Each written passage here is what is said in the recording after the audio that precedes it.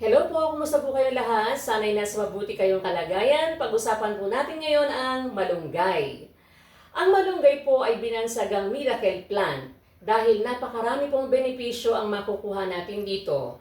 Mula sa ugat hanggang sa dahon ay magagamit na pagkain at tradisyonal na gamot.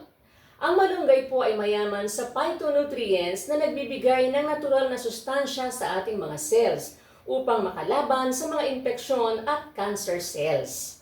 Mahusay din po ang malunggay na pampababa ng blood sugar, ng high blood pressure, at ito po ay natural kidney cleanser.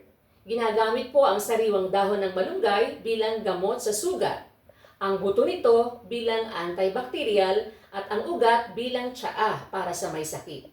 Ang sabi po ng isang naturopathic practitioner, kumuha ka ng 5 tangkay ng malunggay at 1 tasang bulaklak nito, pakuluan mo ng 10 minuto sa 1 litrong tubig, palamigin at inumin mo maghapon. Makakatulong po sa atin ang malunggay. Sana'y may natutuhan kayo at mag-follow naman po kayo, mag-like and share at maraming salamat po.